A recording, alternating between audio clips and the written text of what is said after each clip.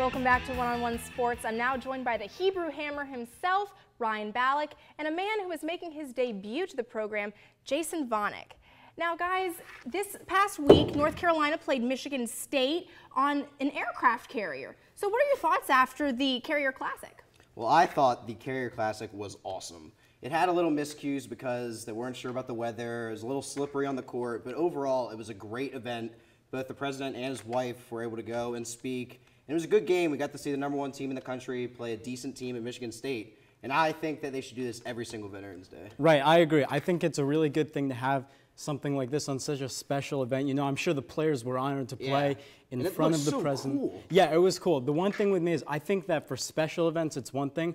But I'm not a big fan of the outdoor games. I know the players are all about playing indoors, and they're used to it. I like the different. Like, this is what I do. I go outside and play basketball outside. I mean, sometimes I get to play in the gym, but there wasn't that many people. It wasn't like a huge surrounding. It was more like a high school kind of game surrounding, and it was awesome. Right, just for a special event, it was just a really unique thing, and with I agree. All the soldiers there, very cool. I think they should do that every year. They said that it had the most viewers since 2006 for a college basketball game. Now, there's a lot of talent out there this year with guys like Harrison Barnes, Jordan Taylor. Who do you think is the most important in his team's success? I'm going to go a little under the radar here. I'm going to go Patrick Young, the forward from Florida. This guy was a top 15 recruit coming into school. And Florida, as a freshman, and Florida may arguably have one of the best backcourts in the country, but they lost their top 3 forwards from last year. He's going to need to come in and really step in and make an impact for the big guys. Well, the thing with Florida is they're so inconsistent. Ever since they lost the whole Joakim Noah class, they've been I don't see really if he could make a big impact. But the guy I'm looking at is Kendall Marshall. Immediately last year, once Larry Drew II, the miserable, the worst Larry Drew II, got kicked the heck out of Carolina. Kendall Marshall comes in. He only lost 3 games last year, 2 coming to Duke and 1 coming to Kentucky in the Elite 8.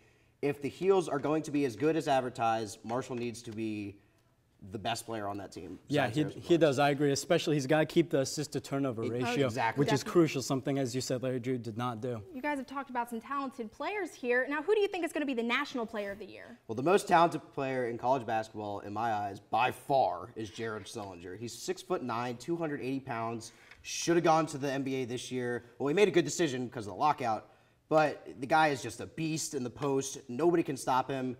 And Ohio State, if somebody needs to figure out a formula to beat Ohio State, or else they're going to be tough come tournament time. Right. Jared Sullinger is set up to win it. I would wish to go against you, but I can't. Yeah. I mean, the other 2 guys, I think Terrence Jones and Harrison Barnes, who are contenders, but at the same time, they have so much talent on their teams that I think they're not set up to win. Their freshman point guard last year, Aaron Craft, averaged 5 assists per game.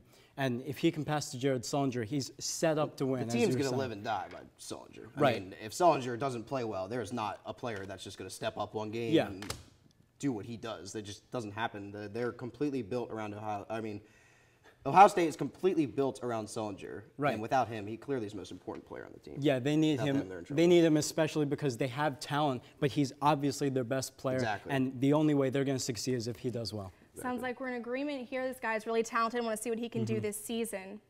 Time for us to step away once again, but when One-on-One returns, Greg will sit down with our own Alex Sharon to put up State against State.